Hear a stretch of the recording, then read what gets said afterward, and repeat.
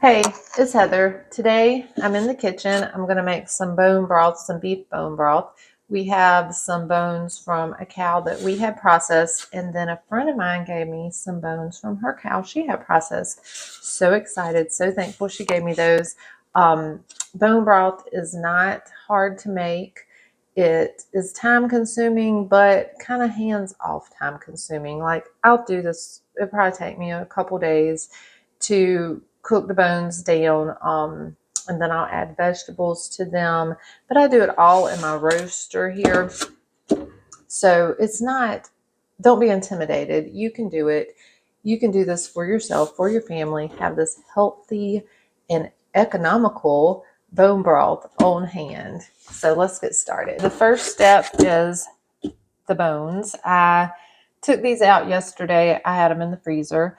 I took them out. I let them thaw, and I put them in my roaster now to make sure they would fit because they were in bags and stuff. So anyway, it's enough, and I'm gonna put them into this pot. Put some of them. They probably won't all fit. And I'm gonna cover them with water and boil them for 10 minutes or so. This just is a step that I like to do.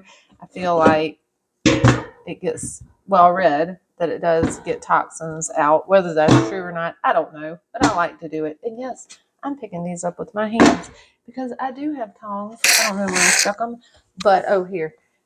But not doing that just because I'm taking a video, because it's a pain in the butt, and I will just sit there and probably drop them. Oh, look, it's working now. But normally, no, it's just more trouble than it's worth. But I will use those when they're hot and in the water. But I'm making this for my family, so I don't need to worry about that. I washed my hands. But anyway, so I'm going to put as many as I can in here. I hope I can get them all in here, but might not work. We'll see. These are the ones my friend gave me. Oops. They are smaller. The bones that I have are bigger. Those are the ones that are probably not all going to fit. They're not all going to fit, so I'm going to just leave these bigger ones and do them all together. The next one. So I'm going to fill this up with water. I have my bones covered with water. I'm going to let those boil. While those are boiling, coming to a boil, I have some vegetables to cut up. I've already cut my onions because, well, they were going to make me cry, so I just went on and cut them. And the garlic, I just smashed those with my handy dandy meat cleaver thing. There's the onions. I'm just going to store them in this bag until I need them. I'm going to put all the vegetables in this bag. Then I'll just dump them directly into my roaster when I need them.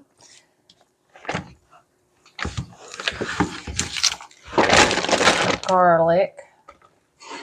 I don't care that the paper's on them because in the end you're going to strain them anyway. None of that stuff's going to be in there. That's garlic that I grew, so I trust the paper that's on it. And the carrots, I picked these up from Costco, the carrots and celery yesterday. I might cut that off just because whatever, since I want to. And I'll roughly cut all these up. I'm not worried about them being super small, just roughly cut. I have about a gallon of vegetables to add to my broth. Maybe a little bit too many.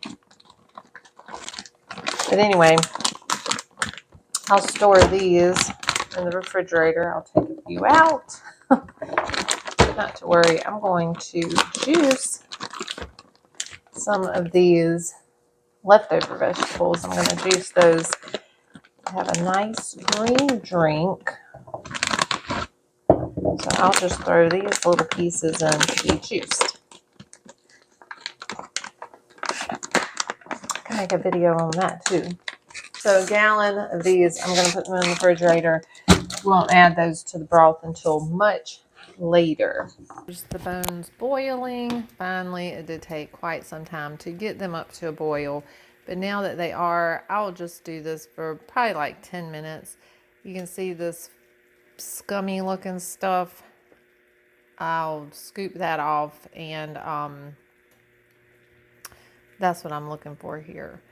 Just to get that scummy stuff off. And then we'll go to the next step. Okay, I've already scraped some of this off, but thought I would get it on camera for you. Okay, so they have boiled for about 15 minutes, and I'm just going to take them out.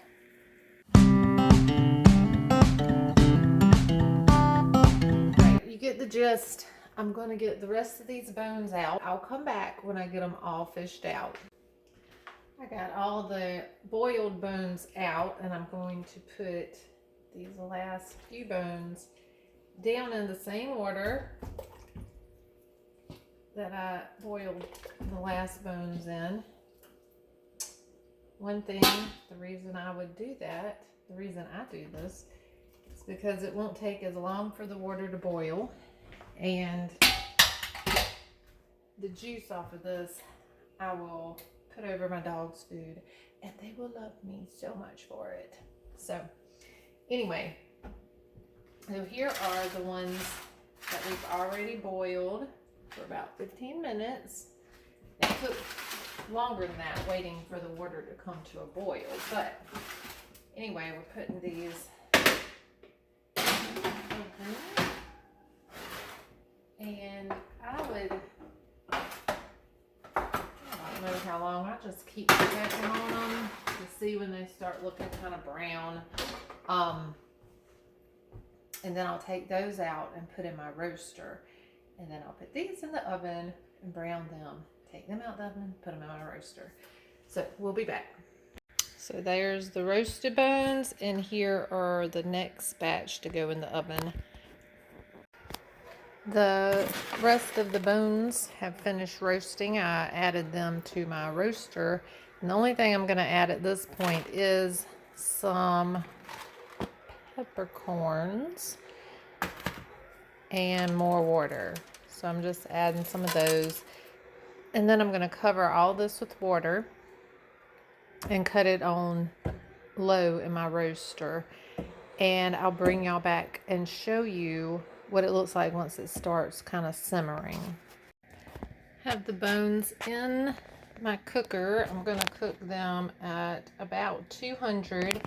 At this point, I usually would put some apple cider vinegar in it, a cup or two, but I don't have any, so I'm going to skip that step this time. I think it'll be fine. From what I've read, that's to help, you know, get the bone marrow out and break down some nutrients or whatever. But today we're not doing that. I don't have it. So I'm going to let this cook a little bit. I'm not filling it up all the way because some fat is going to come off of these bones, and I don't want it to overfill. But once it gets heated up pretty good, I'll see how it looks and may have to add some more water. I know I have to add some more water over time, but I'll bring you back in another 24 hours probably. All right, it's about 24 hours later. I did added a little more water to it, and it is on 225 to keep it at this really low simmer. And then, so this is 24 hours later, and I'll let it cook for another 24 hours like this before I add the vegetables. It has been about 48 hours. So I'm going to add my vegetables, my bag of vegetables that we cut up.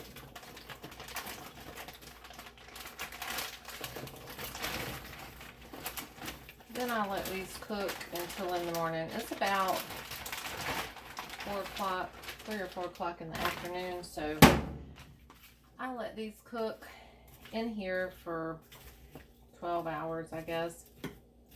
See what they look like in the morning. And if they're not cooked up Then I'll let them go a little bit longer, maybe 24 hours. But that's the next step. We're going to cover it and come back in a little bit. Okay, it's the next morning. It's cooked for 12 more hours with the vegetables. You can see the vegetables have cooked up nicely. Now I'm cutting it off and then let it cool before I strain out all the stuff, the chunky stuff, the bones, the vegetables, all that stuff. Last night I had my husband strain the bones and vegetables out of the broth for me. That cooker roaster thing is so big, it's hard for me to handle. So anyway, I had him do that for me, and we just set it in our refrigerator that we have outside to cool. And today I'm going to strain it and jar it up and also take this fat off. I don't know how much fat is on here, but let me move this.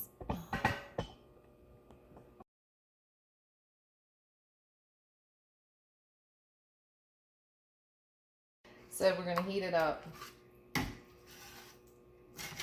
strain it, and we're going to heat it, strain it, put it back in the refrigerator, let that little bit of fat come back to the top. That way we'll have a nice, clean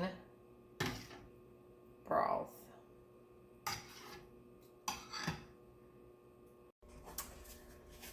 And there's still some stuff on that, but I'm going to clean it, render it down, and turn it into beautiful, usable fat. So I'm just going to stick it back there while I finish up the bone broth. As I was waiting for this to heat, this fat was coming together on top nicely. So I said, well, I'll just scoop it out like this. Now I'm probably still going to refrigerate it one more time. I'll see what it looks like after I strain it. Things change depending on how everything looks. If it looks like very little fat is in it, then I'll go ahead and jar it up. But I like to get, a little bit of fat in it would be okay, but I don't want to have a lot of fat in it in my end product. Okay, I think this is good. I don't need to bring it to boil or anything like that. I'm just trying to get all the smaller pieces out that didn't come, that the strainer did not catch. So I'm going to move over to the sink and strain this. I have this, I think it's called a nut milk bag. I got two off of Amazon years ago. Mine is orange because I strained turmeric tincture through it. Normally it's more like that color. But anyway, this is also what I use for my bone broth.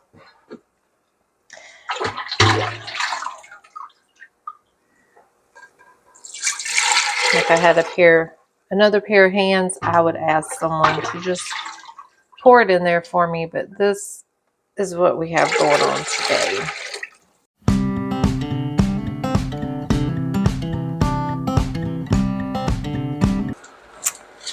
This is what the bag catches.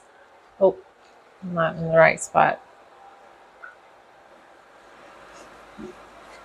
Try not to trip. That's what the bag catches. I'll just put that over into my animal scraps. Nothing goes to waste here. Something will eat it, or we will compost it.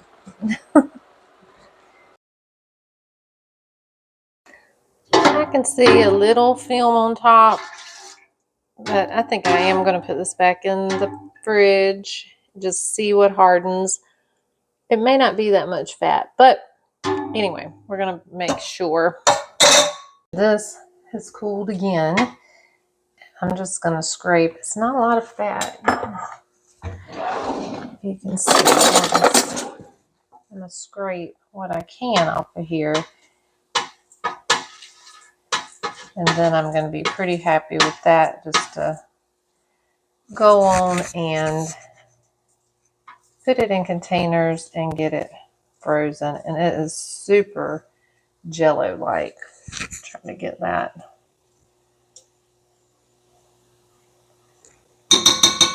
on camera for you. I have pressure canned this before, but when I do that, it loses that jello-like property, which is the collagen in the bone broth. And that's one of the reasons I make my own bone broth. I don't know, but for me, I feel like I don't want to lose that property. Maybe nutritionally it is the same. Maybe the collagen's the same, even if it's not jello-like. But for me, they very, very jello-like. So that tells me it has a lot of collagen in it, which is what I want for my joints and all that good stuff as we're getting older. So I pressure canned it a couple times and then said, no, I'm going to put this in the freezer. I hate to use up freezer space on anything that I could can, but this is one of the things I do use my freezer space for. So anyway, just wanted to show that jello type consistency. Really neat. Really nice. So we're going to I'm not going to boil it or anything. I'm just going to get it warm enough in a liquid form to put it in my freezer containers. And then I'll get it in the freezer and the broth will be done. This is finally ready. It's cool enough. I can put it into my containers for the freezer.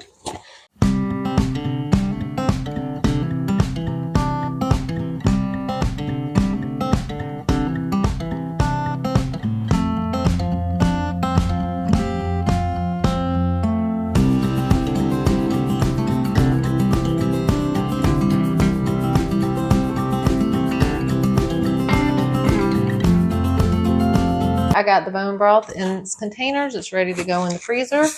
And I hope this video gives you some inspiration to make your own bone broth. Do it your way. People do it all different kind of ways. I did mine in a roaster for a very long period of time. That's the way I like to do it. But that doesn't mean it's the way you have to do it. Crock pot, Instapot, on the stove. There's so many different ways, with, without vegetables. Just find the way that works for you. I hope this video gave you some inspiration to make your own bone broth. See you next time.